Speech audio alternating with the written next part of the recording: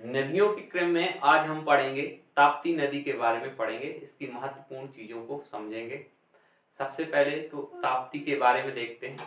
ताप्ती नदी को सूर्य पुत्री भी कहा जाता है, ये सूरज की पुत्री है।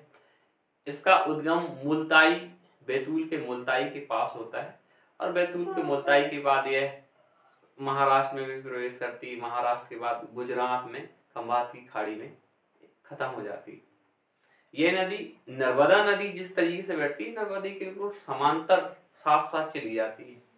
ये ऐसी दो नदियां हैं जो ये नदियां डेल्टा का निर्माण नहीं करती, ये नदियां एस्चुरी का निर्माण करती हैं। इसकी कुल लंबाई दोस्तों, इसकी कुल लंबाई 724 किलोमीटर है। इस नदी पर कुछ महत्वपूर्ण परियोजनाएं भी बनाई गई हैं। जब अंग्रेज थे, ब्रिटिश थे, तो इस नदी पर स्वाली बंदरगाह का निर्माण किया गया था। वर्तमान में इसमें उकाई और काकरापाड़ा परियोजनाएं भी, बहुउद्देशीय परियोजनाओं का निर्माण किया गया।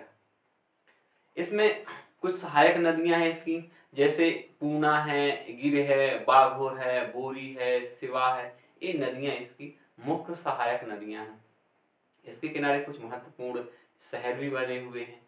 सूरत है, बुरहानपुर है, बैतूल है, मुल्ताई है, नेपानगर है। ये सारे शहर महत्वपूर्ण शहर हैं जो ताप्ती नदी के किनारे बने हुए हैं। और यह जो नदी है ताप्ती, ताप्ती नदी 3 राज्यों को टच करती है। मध्य प्रदेश को सबसे ज़्यादा मध्य प्रदेश में भी है, थोड़ा सा महाराष्ट्र और लास्ट में गुजरात। तो आ सकता है कि ताप्ती परियोजना में कितने कितने जो राज्यों को टच करती है, तो 3 राज्यों को। इसकी ज़्यादातर लंबाई के बारे में पूछा जाता है। और एक और भी इंटरेस्टिंग चीज़ है, इसमें 7 कुंड पाए जाते हैं। जब आप मुल्ताई जाओगे बैतूल के, जहाँ से निकली हुई है, तो वहाँ छोटे छोटे कुंड बने हुए हैं। एक नारद कुंड होगा, नांगा बाबा कुंड होगा, धर्म कुंड है, शनि कुंड है, सूर्य कुंड है, पाप कुंड है। अब पाप कुंड में कहते हैं कि यहाँ नहाने से पाप पड़ जाते हैं। सूर्य कुंड में नहाने से सूरज देवता खुश हो जाते हैं। नांग बाबा कुंड है। इस सारे कुंडों के बारे में ऐसा बताया गया है पौराणिक रूप से कि 7 कुंड में अगर कोई व्यक्ति नहा लेता है तो उसके सारे पाप नष्ट हो जाते हैं। तो ये ही इसमें इम्पोर्टेंट, इसमें जो इन्फॉर्मेशन है, एग्जाम में ज़्यादातर पूछा जाता है कि नर्मदा के समांतर कौन सी नदी बहती है, तो ये बैतूल नदी बहती है नर्मदा के समांतर।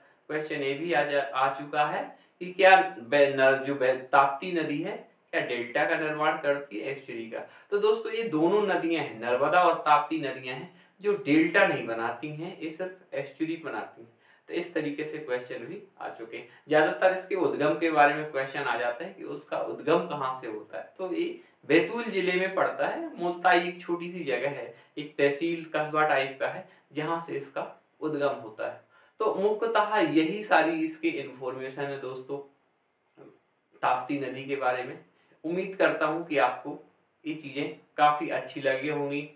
अगर अच्छी लगी हो तो वीडियो को लाइक करें, सब्सक्राइब करें और नेक्स्ट नदी के बारे में हम चर्चा करेंगे।